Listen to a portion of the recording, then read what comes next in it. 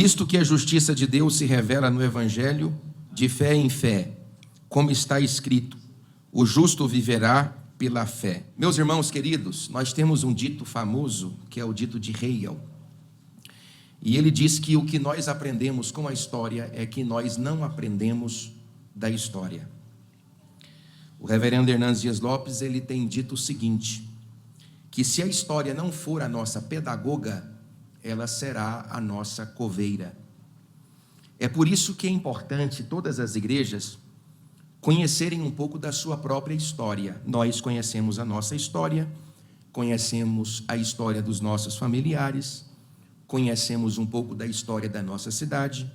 Grande parte dos torcedores fanáticos conhece a história do seu clube de futebol, mas a igreja nem sempre conhece a sua própria história.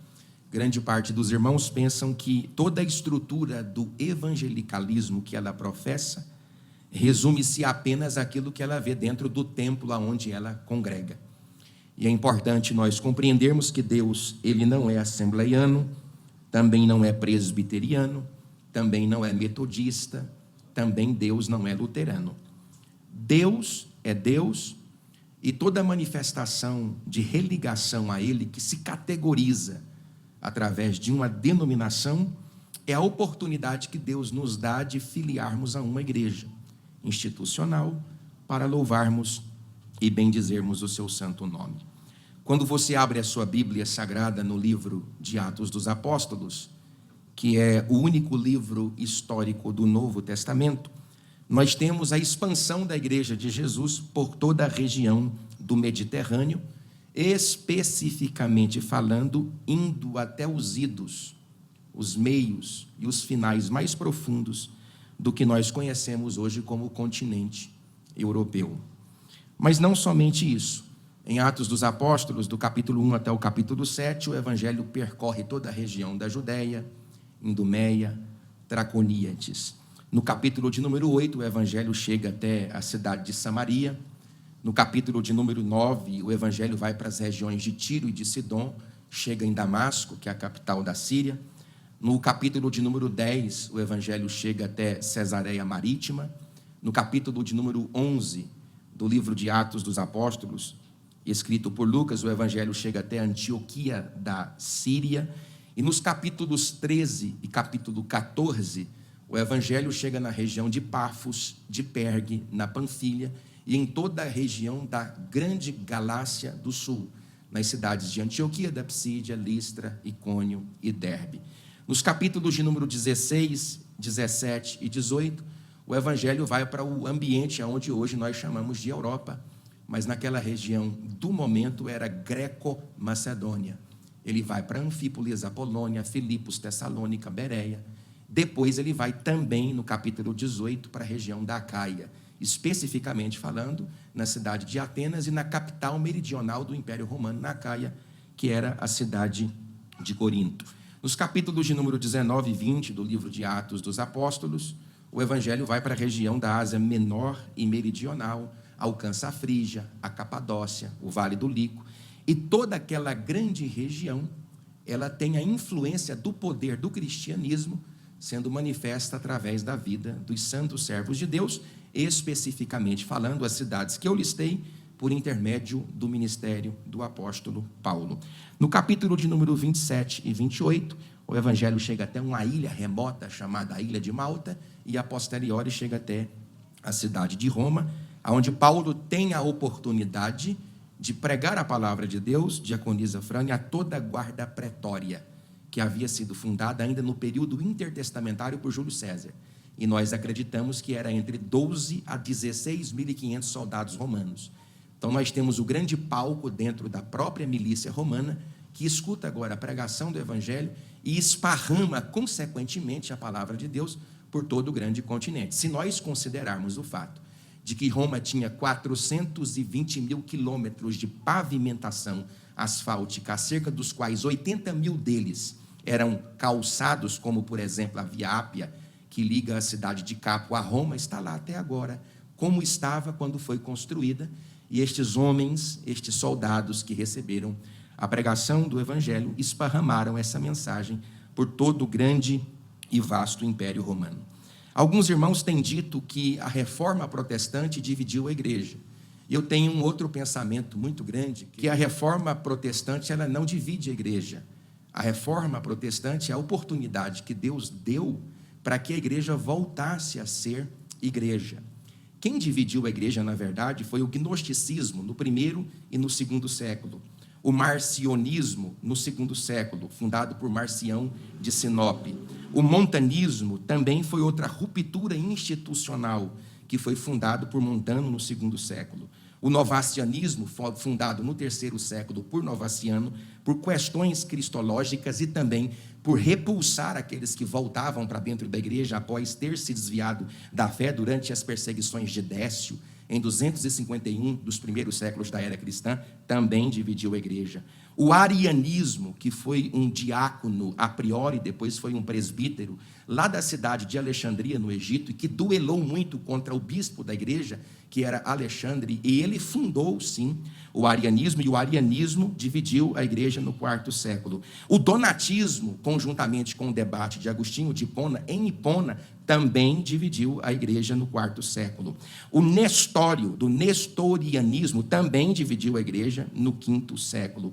O monofisismo também dividiu a igreja no quinto século. Pelágio também dividiu a igreja com pelagianismo no quinto século. O monotelitismo, no sétimo século, com Sérgio I, também dividiu a igreja. Os iconoclastas também dividiu a igreja, e isso aconteceu por volta do século VIII ao século IX. O grande cisma da igreja, por conta do patriarcado de Constantinopla, a inserção do termo filioque, também dividiu a igreja em 1054.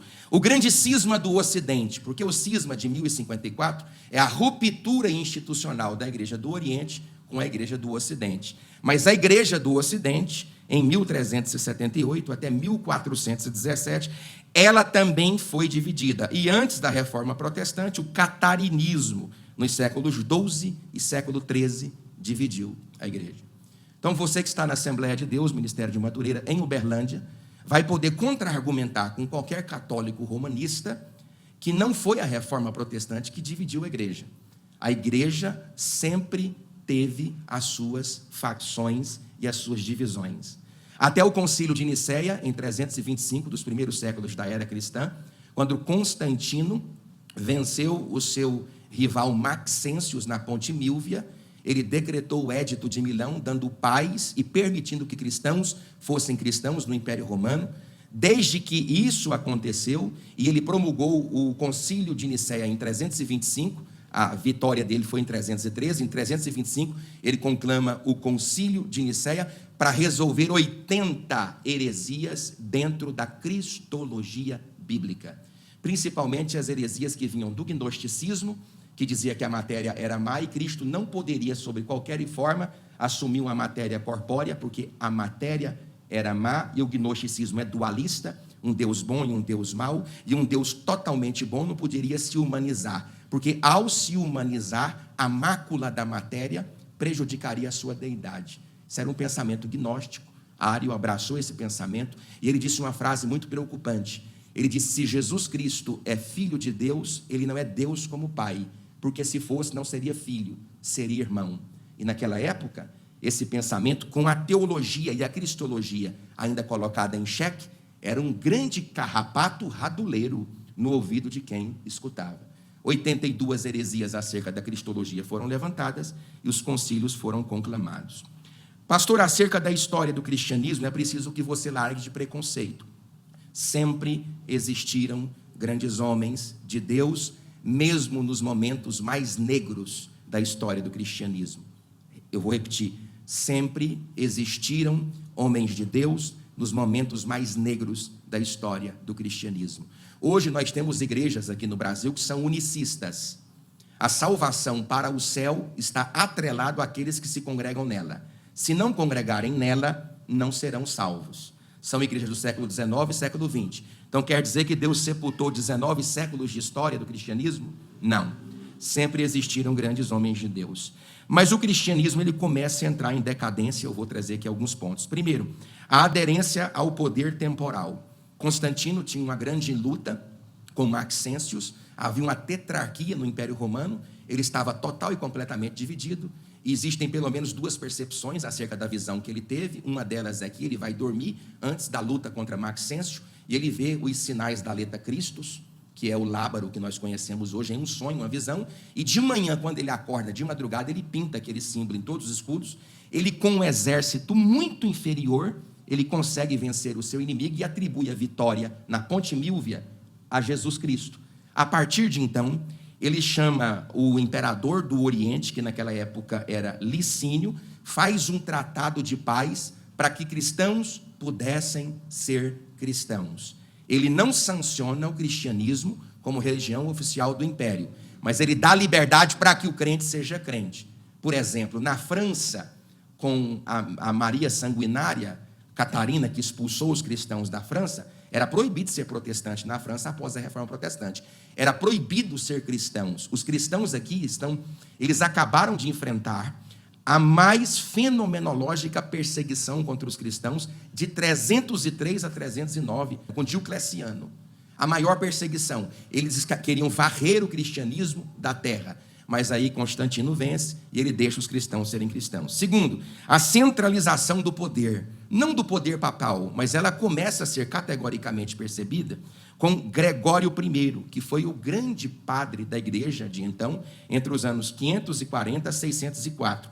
Ele, inclusive, é respeitado por Lutero pela sua característica missionária. Ele enviou diversos missionários e foi, de fato, um bispo de grande relevância dentro do universo da Igreja Católica. Mas em 607, nós temos oficialmente, como nós acreditamos, o primeiro Papa de fato e de direito, que é o Papa Bonifácio III, e este sim fez todo tipo de formalidade para instrumentar e formalizar a ideia de um Papa como líder maior dentro do Império Romano. Se você, por exemplo, pegar uma outra literatura, você vai perceber que eles tentam conectar essa herança papal a Pedro. Você percebe isso. Mas, de fato e de direito, o primeiro Papa foi Bonifácio III, no ano de número 607. A dogmática da igreja agora não é mais bíblica, a doutrina da igreja é mais dogmática do que bíblica. O que é uma doutrina dogmática, por exemplo, dentro das Assembleias de Deus? Nós temos muitas doutrinas que são dogmáticas. Elas não são doutrinárias. Elas fazem parte da nossa identidade cultural, não daquilo que a Bíblia se propõe a dizer como doutrina. Doutrina não é cultura e nem usos e costumes. Naquela época, nós temos uma dogmática não bíblica, com as indulgências, o purgatório, a tradição eclesiástica, a sacramentação, no século de número 11. Então, nós temos diversos problemas surgindo dentro da igreja e que são invenções humanas para solidificar o governo diante de pessoas que mal sabiam ler. Para dizer a verdade, quando Teodósio I, que promulgou o Edito de Tessalônica em 380, pede para que Jerônimo traga a Bíblia para o latim, a ideia de Teodósio I e de Jerônimo era evangelizar o Império Romano, porque a língua era o latim. Mas quando Lutero e John Wycliffe tentam tirar a Bíblia do latim, Wycliffe para o inglês e Lutero para o alemão, a ideia era fazer com que a Bíblia voltasse para o povo, porque até então a igreja detinha todo o conhecimento. Olha aqui para o pastor, nem clérigos, nem padres, e muitos bispos nem sabiam o que estavam falando. Eles decoravam a missa e de costa para o povo fazia todo o cerimonial, sem nem entender o que estavam falando, porque o conhecimento estava cativo, porque conhecimento liberta. Eu vou repetir, conhecimento liberta. Você pode repetir isso no 3? 1, 2, 3, bem alto. E conhecereis a verdade vos libertará. Você tem aqui agora o grande cisma do Oriente com o Ocidente. Nós tínhamos duas grandes igrejas. Olha aqui para mim, querido. Nos primeiros séculos da era cristã, nós tínhamos algumas escolas teológicas que eram chamadas de escolas catequéticas de interpretação bíblica. Uma escola em Jerusalém, uma escola em Antioquia da Síria, uma escola em Alexandria, uma escola mais tarde em Constantinopla e outra escola em Cesareia Marítima. Estas escolas determinavam a dogmática interpretativa da igreja. Então, as lentes de entendimento bíblico passavam por essa escola. No ano 1054, preste atenção, a Igreja do Oriente, que era de idioma grego, a Igreja do Ocidente, que era idioma latim, duelaram algumas questões. Por exemplo, nós temos aqui a perda da unidade da Igreja, tanto dogmática como doutrinariamente, até litúrgica, até no idioma, o patriarcado de Constantinopla, a inserção do termo filioque. Eu não vou explicar sobre isso, porque eu vou para a reforma. O governo da igreja, romano ou bizantino, a igreja ocidental usando o latim e a igreja oriental usando o grego. Todos esses assuntos, que nós não temos tempo para falar aqui nessa noite, foram preponderantes para fazer um grande cisma, o cisma do Oriente, a igreja do Oriente, a igreja do Ocidente. A igreja do Oriente e do Ocidente consideram os 7 primeiros concílios ecumênicos. A igreja do Ocidente não. Ela considera os 7 concílios ecumênicos e todos os outros concílios ecumênicos. Se hoje, o Papa dá uma ex-cátedra, se ele der uma palavra, emitir uma bula papal, a autoridade dele é tão grande como a autoridade da palavra de Deus. Esse é o pensamento deles. A igreja oriental não, ela só considera válida os 7 primeiros concílios. Então nós temos aqui um declínio moral da igreja na Idade Média, nos séculos 9, pastor Luiz, até o século 15, e no século 16, 6 papas pervertidos. 6 papas pervertidos, que foi aonde culminou a reforma protestante. Como que uma igreja cuja liderança dela é corrompida pode conseguir segurar a fé de um povo? Simples, Henrique, trazendo terror. Olha a frase que foi tirada de um catecismo da época. Há 3 coisas que eu não sei, que são verdadeiras e que me deixam o meu coração pesado.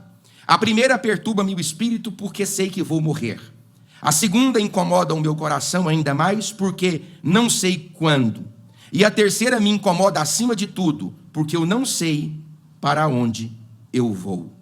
Deus não deseja a morte dos pecadores, mas que eles paguem e vivam. A igreja dominava, mesmo sem autoridade, sem moral, com medo. Se você não fazer, você será condenado. E o declínio se dá em alguns pontos. Primeiro, com a venda de indulgências e a corrupção moral da igreja medieval. Você estudou aí na 4ª série, 5ª série, primário, e você deve ter escutado sobre vendas de indulgências.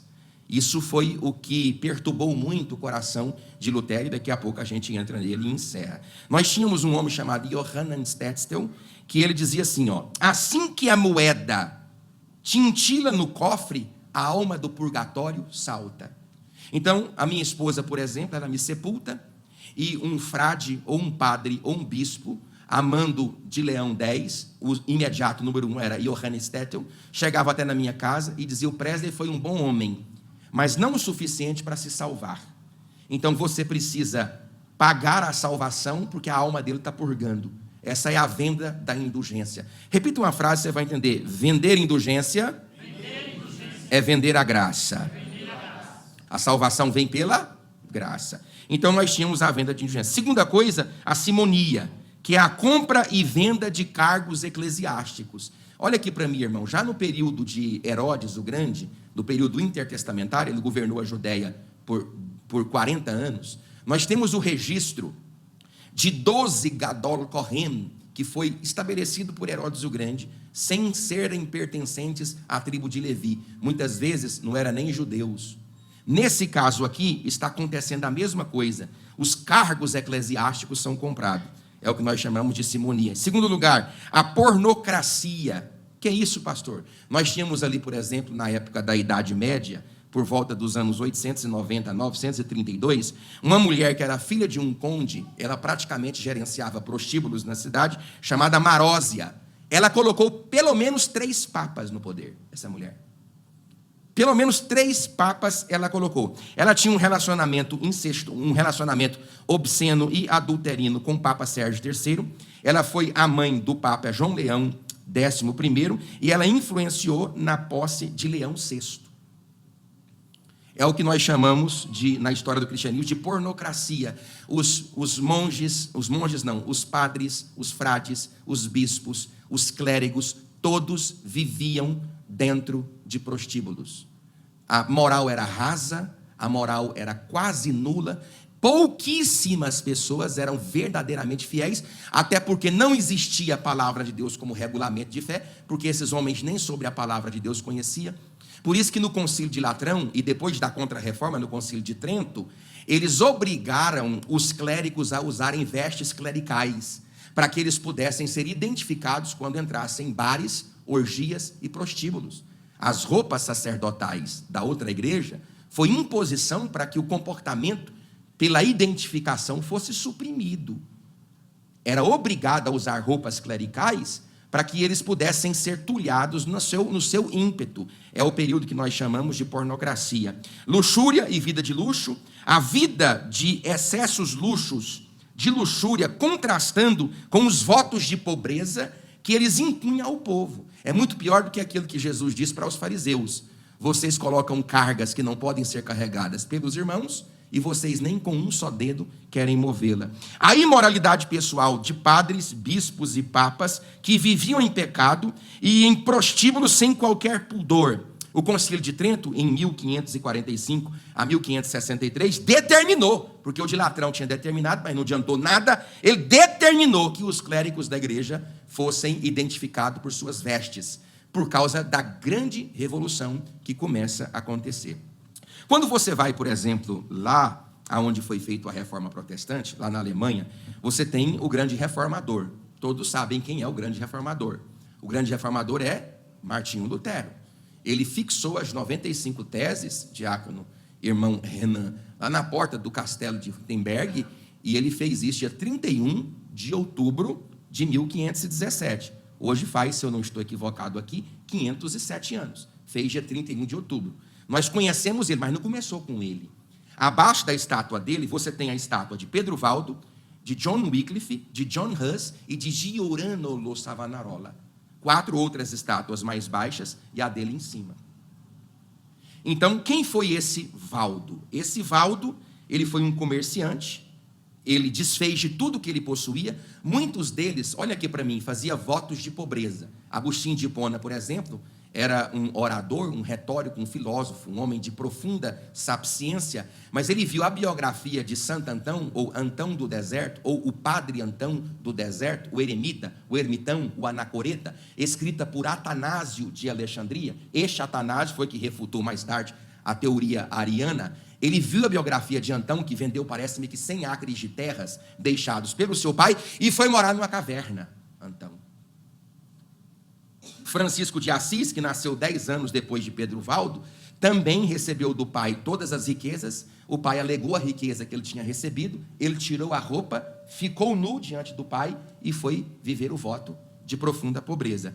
Os valdenses também eram categorizados por isso. Eles tinham uma vida total e completamente desmunida de qualquer pertencimento material. Viveu a pobreza e pregou o evangelho. Eu estou aqui no século de número 12, 1170. Repita comigo, irmãos. A reforma começou antes.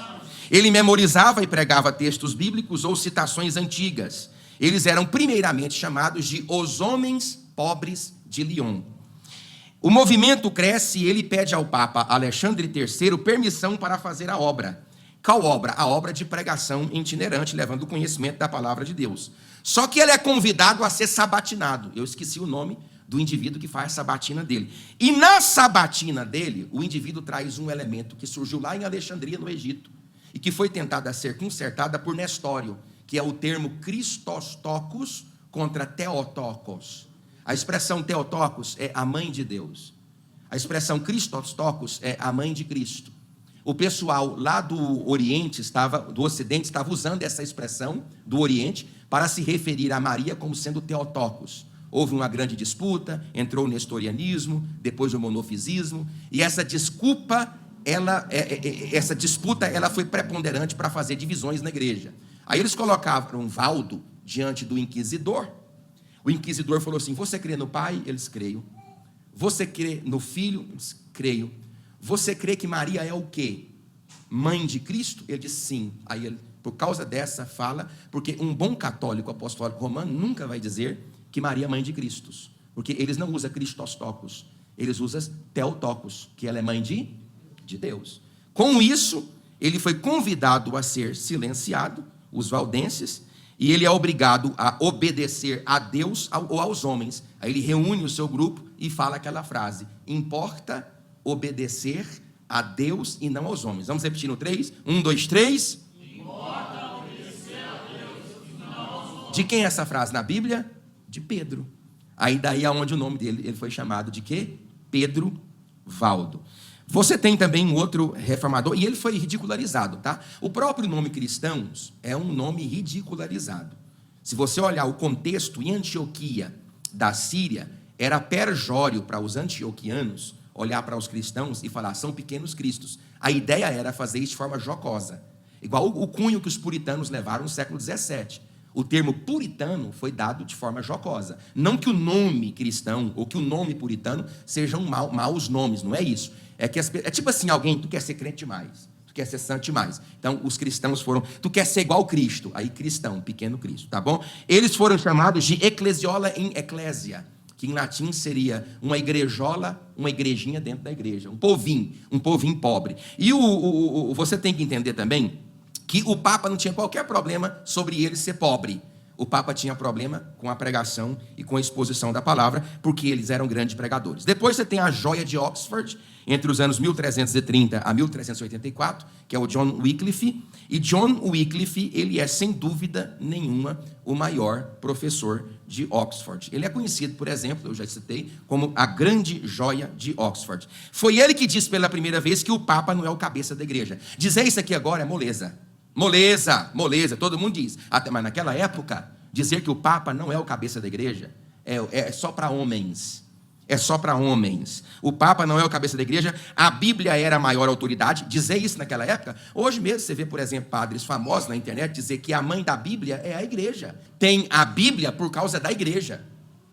Não é a igreja por causa da Bíblia. Mas John Wycliffe, naquela época, a Bíblia é a maior autoridade. Nessa época dele é o Rodrigo Borgia. Vou caminhar, porque senão não dá tempo. Ele começa a traduzir a Bíblia para o inglês e entregar para o povo. Ele valorizava a pregação da palavra. Ele valorizava tanta pregação, presta atenção. O Wycliffe valorizava tanta pregação da palavra que ele usou um extremo que é perigoso. Ele diz que a pregação da palavra suplanta, tem maior autoridade do que mesmo oração e jejum. E isso não é verdade. Isso não é verdade. As coisas têm que ser vistas com equilíbrio. Mas como não tinha pregação da palavra, e ele tinha a capacidade de ler, ele falou: preciso dar esse conhecimento para o povo. Então, ele vaticinou sobre isso. Ele era contra a transubstanciação, que era uma doutrina que eu sempre falo dela aqui na Santa Ceia. Diversas bulas papais foram escritas contra ele. O Wycliffe se refugiou em sua paróquia na Inglaterra e traduziu a Bíblia para o inglês. Em 1382, o ensino de Wycliffe foi condenado no Concílio do Terremoto.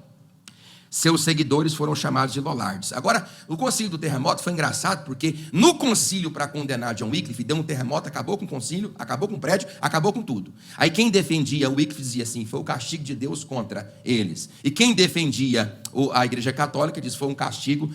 Então, assim, toda a providência de Deus ela pode ser interpretativa. Vai entender quem quiser. Depois dele, Jan Hus foi teólogo e reformador na Boêmia, no início do século XV. Ele defendia a simplicidade apostólica, o retorno à pobreza e à simplicidade, criticava as indulgências, a prática abusiva e antiética dos clérigos, desafiou a autoridade papal. Cristo era o cabeça da igreja. Ele foi executado em 1415. Foi ele que disse aquela famosa frase: vocês podem matar um ganso, mas daqui a 100 anos um cisne cantará.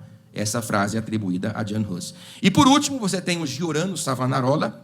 Ele era um frade dominicano no final do século XV. Ele tinha uma pregação feroz, tanto é que quando contam as pessoas que Michelangelo, sobre quando o ouvia pregar, apesar de que ele morreu bem antes de Michelangelo pintar a Capela Sistina da Catedral de São Pedro, inclusive a pintura da Capela Sistina, como está lá hoje, se for lá hoje, pintada por Michelangelo, dizem os historiadores, algumas pessoas dizem, que ele tinha nas mãos o sermão escrito de Savonarola do juízo final. Lá é o juízo final.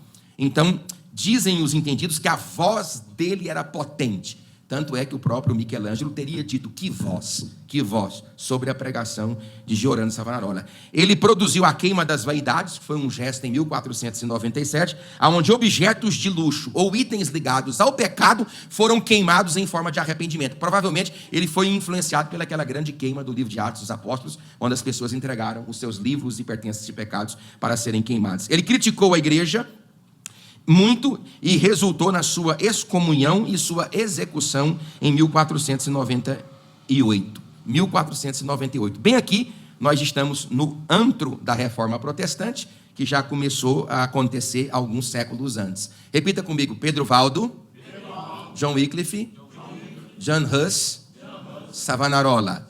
Vamos de novo: Pedro Valdo, Wycliffe, Huss e Savonarola. Até que nasce Martinho Lutero. Ele era professor em Wittenberg, ele dominava o direito, a filosofia, a teologia e as artes, formado nessas 4 áreas. Dominava fluentemente o alemão, o latim, o grego e o hebraico. Entre os anos de 1513 a 1517, ele tornou-se professor em Wittenberg e, pela providência de Deus, ele ensinava na universidade o livro de Salmos, o livro de Romanos, o livro de Gálatas e a carta aos Hebreus. Ou seja, por providência de Deus, são textos que trabalham muito a questão da soteriologia. Enquanto ele ministrava e dava aula, o Espírito de Deus ia profundamente tocando no seu coração. Lutero foi um grande soldado de Deus. Repita comigo: Lutero foi um soldado. Ele não deixava para falar amanhã, ele falava no dia. Ele viveu entre os anos 1486 a 1483 a 1546, e ele era um grande soldado de Deus. Ele possuía depressão profunda, o que ele chama nos seus livros de as noites escuras da alma. Ele sentia tonturas, desmaios, e ele estava vivendo na época da peste negra, que praticamente varreu toda a Europa. Então, ele era um homem completa e totalmente influenciado pelas práticas dogmáticas da igreja, e isso amortecia, diminuía muito a sua espiritualidade.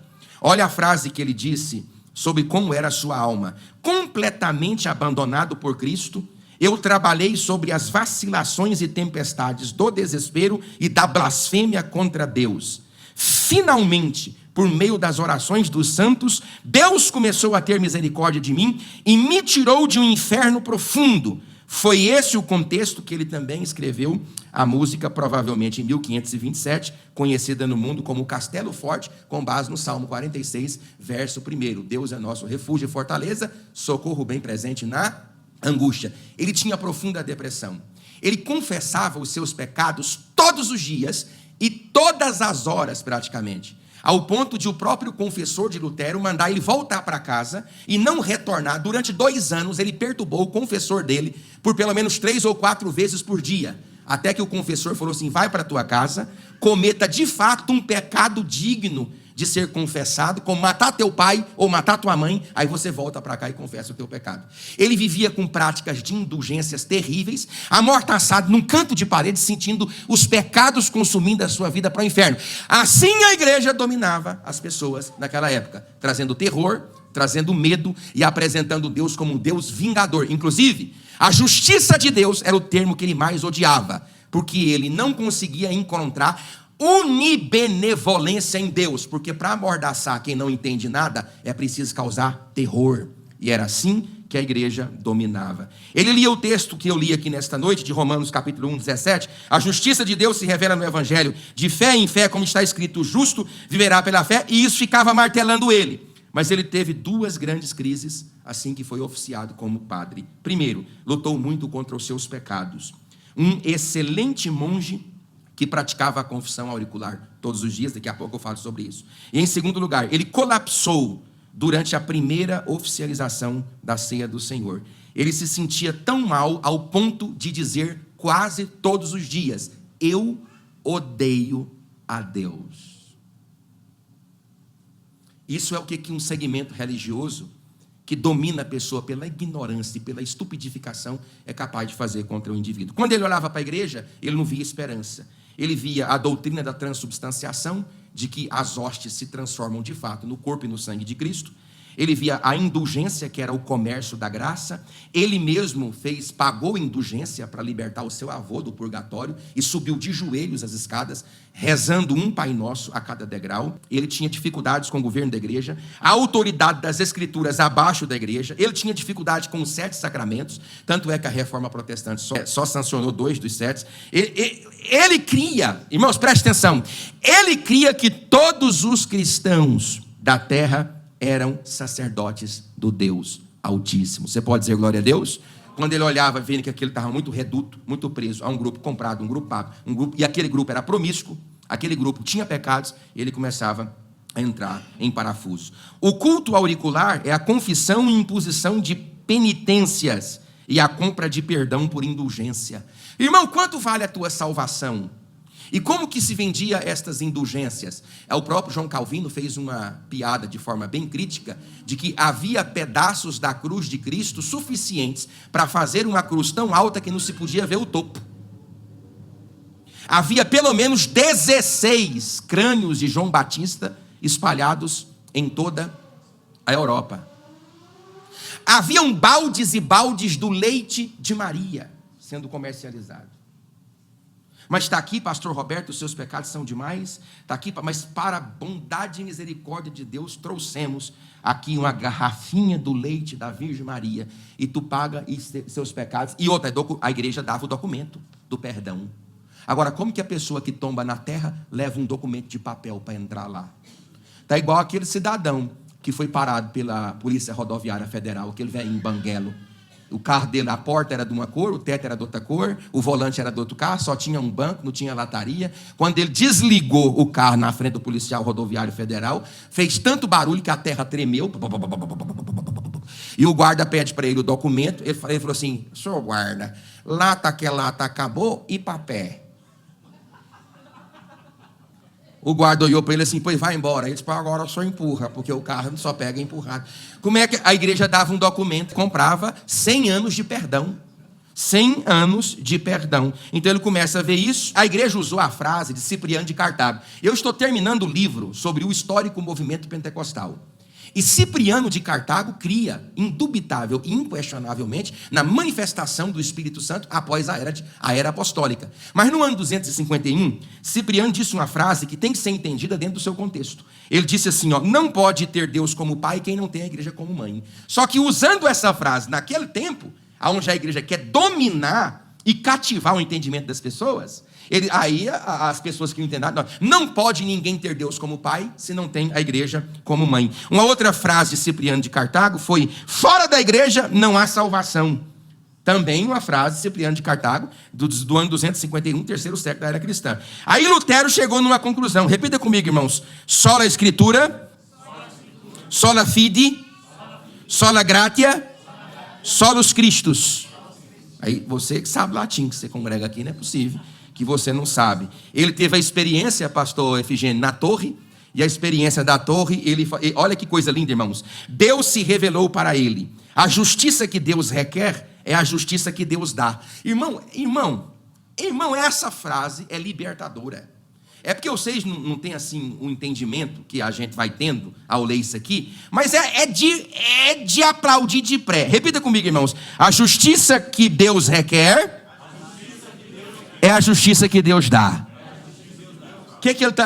Ele tirou da consciência dele o peso de ter que pagar por uma salvação que ele não pode adquirir. Porque a justiça que Deus requer do Presley é a justiça que Deus dá para o Presley. Porque a salvação é pela graça de Deus, por meio da pregação do Evangelho e da fé que é gerada pelo Espírito Santo e pela exposição da palavra. E hoje, todos nós somos libertos por causa de uma descoberta exegética, e o nome de Jesus sempre será glorificado.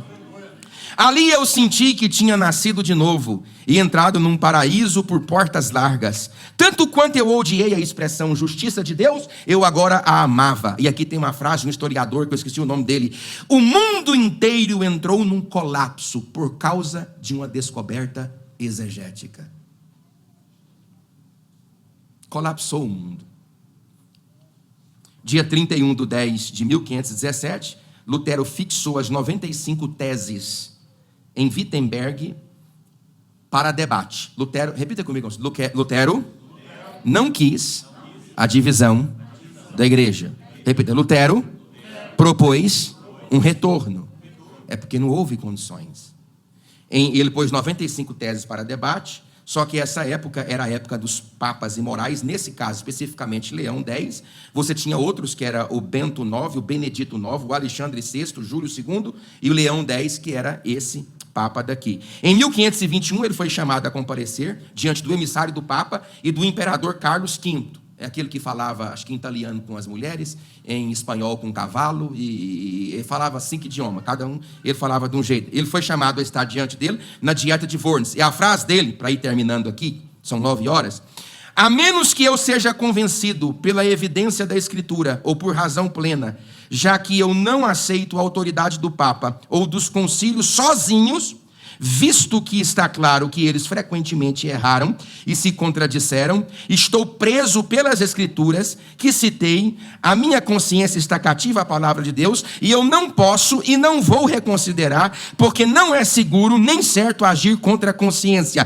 Que Deus me ajude, amém. Armaram a emboscada para ele na saída da dieta de Worms. Antes disso, Frederico, o sábio, que era o patrono dele lá na Universidade de Wittenberg, ficou sabendo, foi e sequestrou ele sem ele saber, colocou ele dentro de um saco e levou ele e escondeu dentro de um castelo. Durante 10 meses, quantos meses, irmãos? 10 meses no castelo de Rotenburg. Eu não sei falar alemão, irmãos, e nem sei falar hebraico, e nem sei falar latim. Teve uma pessoa que chegou aqui no meu gabinete pastoral essa semana e disse, eu sei que o senhor sabe 4 idiomas, eu mal sei o português. Eu tenho alfabetização nos idiomas da Bíblia, mas não significa que eu sei falar. Para com isso. Você está ouvindo o pastor, irmão? Diga glória a Deus, diga graças a Deus. E ele ficou lá por 10 meses, ele traduziu a Bíblia para o alemão. Qual era a metodologia de Lutero? Oratio, meditatio e tentatio. Ele, quando Lutero ia ler a Bíblia, olha aqui para mim, lindeza, que tu lê e não entende nada. Ele orava antes, durante e depois. Para quê? Para que o Espírito de Deus tornasse viva a experiência da leitura bíblica. A leitura da Bíblia Sagrada é a única oportunidade que qualquer pessoa tem de ler o livro cujo seu autor está do seu lado. E você pode orar e pedir graça de Deus. Lutero acreditava que toda experiência teológica capaz de formar um teólogo, não teólogo não, é um teólogo, era uma experiência de vida. Olha o que ele dizia, ó. É vivendo, morrendo e até mesmo sendo condenado que alguém se torna um teólogo. Não é à toa que Davi era um teólogo tão extraordinário. Veja tudo o que ele passou. Ele sofreu tanto que pôde escrever os salmos. Deixa eu dizer para ti que vive um sofrimento e pensa que isso aí é um castigo. Não é. É uma dádiva de Deus. Sofrimentos também formam boas teologias, consequentemente bons teólogos, a partir de uma teologia experimental. Deus geralmente te faz sofrer naquilo que Ele deseja te usar. O que eu falei é muito forte. Os irmãos já se embebeceram de tantas datas e que estão.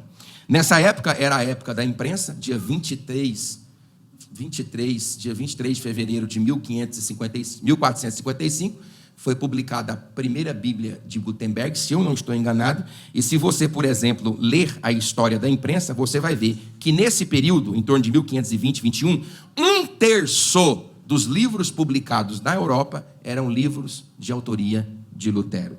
Lutero sabia o livro de Romanos inteiro de cor em grego. Um homem que Deus levantou para trazer luz da sua glória revelada por meio da sua palavra e devolver o conhecimento para as tuas mãos. Nós estamos aqui porque a palavra de Deus nos cativou. Nada é mais importante do que a palavra de Deus. A palavra de Deus na igreja é o próprio Cristo encarnado, dando vida, luz, graça e direção para a igreja, que é peregrina nesta terra, mas caminha em direção ao céu. Você pode dizer glória a Deus por isso? Que o Senhor Deus nos dê a graça do seu Espírito para compreendermos cada vez mais a tua palavra, que possamos compreender, ó Deus, os mistérios escondidos na história, aprendermos com a história, para que ela seja a nossa pedagoga, que o teu nome seja glorificado, que a tua graça seja redundante no nosso coração. Pai, abençoa o ofertante, o dizimista, aquele que colabora na tua casa. É a nossa oração em nome do Pai, do Filho e do Espírito Santo, e a igreja diga...